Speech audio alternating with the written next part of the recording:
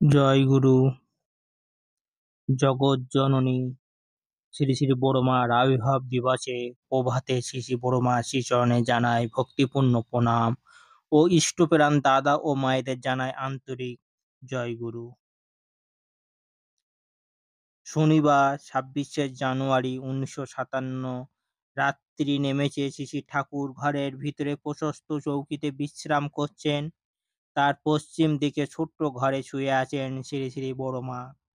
তার কাছে ২-৩ জন মা বসে আছেন। তাদের সাথে শ্রী শ্রী বড়মা নিম্নস্বরে গল্প করছেন। এই সময় দেবীদা ঘরে ঢুকতেই শ্রী শ্রী বড়মা তাকে কাছে ডাকলেন। শ্রী শ্রী বড়মা, এই শোন, পড়ে দেখ, একটা মজার চিঠি।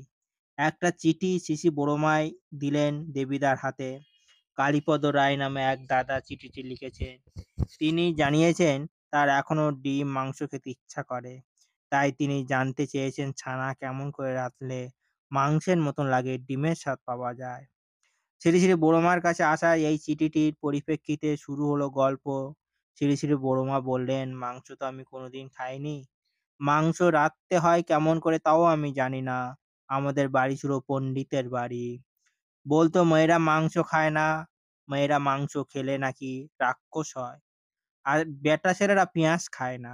দেবীদার জানতে চাইলেন, আপনি মাছ খেতেন না?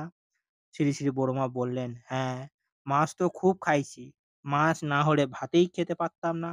শ্বশুর বাড়িতেও কর্তা শ্রী শ্রী ঠাকুরের পিতৃদেব মাছ খাওয়ার জন্য খুব বলতেন। মাছ খাইছি আমি অনেক দিন। মণি যখন পেটে তখন মাছ খায়া ছাড়াইছি। বড় খোকা হলেও মাছ খাইছি। বড় খোকা বোধহয় কয়েকদিন খাইছে, তবে ওর মনে আছে কিনা জানি নে।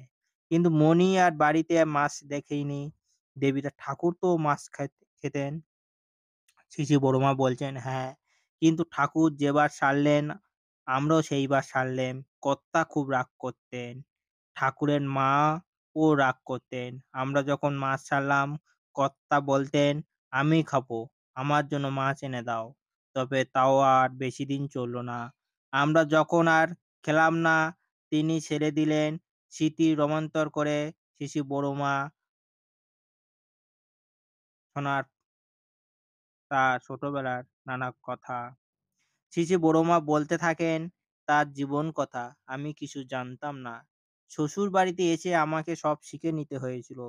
গুঁতো খেতে খেতে শিখেছিলাম। আর না তো কইতাম না।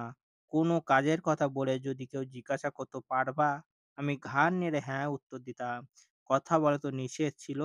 অথচ সেই কাজ আমার জানা ছিল না। তাই করতে গেলে জিনিস নষ্ট হতো। এইরকম ভাবে শ্বশুরবাড়িতে কত জিনিস যে নষ্ট করেছি তার ঠিক নেই। সু সুজি রাত্রে দিয়ে জিজ্ঞাসা করলো, জানো?